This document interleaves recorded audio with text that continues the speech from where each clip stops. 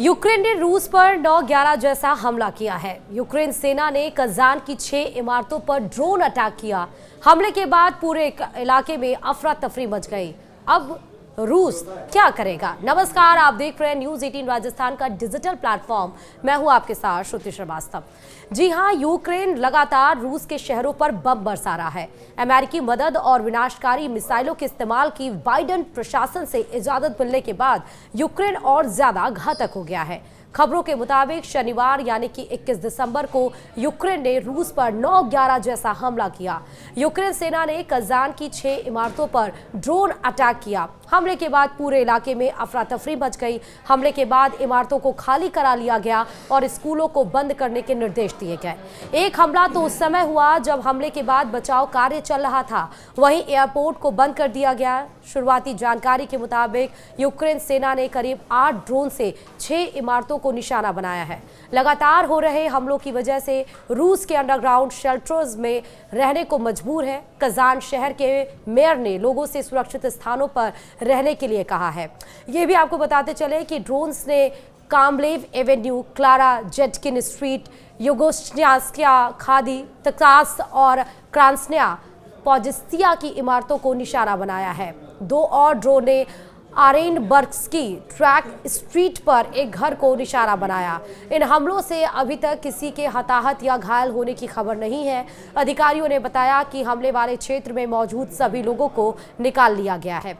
हमले के बाद रूस के तातारस्तान रीजन की सरकार ने ऐलान किया कि अगले 2 दिनों के लिए राज्यों में सभी सामूहिक कार्यक्रम रद्द कर दिए गए हैं। सरकार ने ये कदम सुरक्षा कारणों के मद्देनजर लिया है और इस फैसले से लग रहा है कि रूस यूक्रेन की हमला करने की शक्ति को हल्के में नहीं ले रहा है और उसके आगे भी ऐसे हमलों का डर है। हालांकि रूस हमेशा से कहता आया है कि वे हर हमले का मुंहतोड़ जवाब देगा। अब देखना होगा कि रूस इस हमले की प्रतिक्रिया में आगे क्या करेगा। वहीं आपको बताते चले कि अब तक कितने हमले हो चुके हैं और ये हमला कब से शुरू हुआ है। दरअसल रूस ने 24 फरवरी 2022 में यूक्रेन पर धावा बोला। जंग की शुरुआत की 1000 दिन से चल रहे इस जंग में यूक्रेन के 40,000 आम लोग मारे गए या फिर जख्मी हुए। रूस में 7 लाख से ज्यादा लोग मारे गए हैं। रूस ने इतने दिनों में थल सेना से 90,785 बार अटैक किया, जबकि रूसी एयरफोर्स ने यूक्रेन 20,767 बार यूक्रेनी अड्डों पर हमले किए। रूसी एयरफोर्स के हवाई और ड्रोन हमलों की वजह से 10,025 लोग मारे गए। 24,921 घटनाओं में रूसी सैनिकों की यूक्रेनी सैनिकों की आमने सामने भिड़ंत हुई। वहीं यूक्रेन की सेना ने रूस के ऊपर 3,518 एयर ड्रोन स्ट्राइक किए, जिसमें रूस को काफी ज्यादा नुकसान हुआ क्योंकि ये हमले बेहद सटीक थे।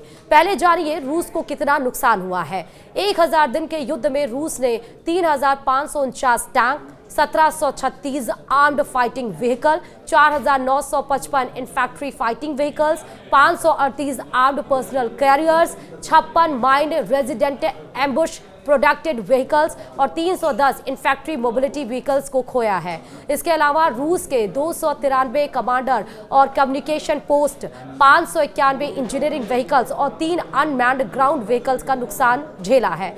इसके अलावा रूस के 84 राडार स्टेशन और 85 जैम्स डिसेप्शन सिस्टम खोए हैं। अगर मिसाइल और आर्टिलरी की बात की जाए तो रूस ने इस जंग में 45 self propelled anti tank missile system, 127 artillery support vehicles, 417 towed artillery, 849 self propelled artillery और 436 मल्टीपल रॉकेट लॉन्चर्स खोए हैं। इसके अलावा 56 anti aircraft gun, 27 self propelled anti aircraft guns और 285 surface to air missile system का नुकसान झेला है। यूक्रेन के हमले में 132 रूसी एयरक्राफ्ट, 147 हेलीकॉप्टर्स, 18 UCAV और 496 ड्रोन बर्बाद हुए हैं। इसके अलावा 29 सैनिकों, युद्धपोत और पनडुब्बियां बर्बाद हुई हैं।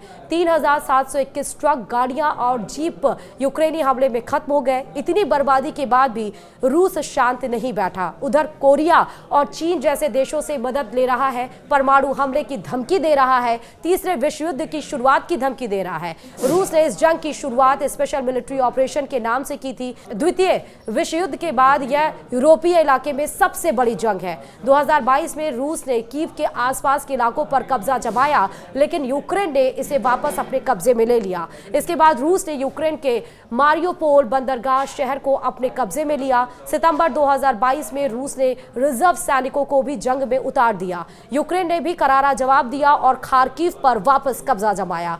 फरवरी 2023 में रूस ने फिर से पूर्वी यूक्रेन की तरफ नया हमला शुरू किया। जून 2023 में वैगनर समूह के हत्यारों ने रूस के खिलाफ जंग छेड़ दी।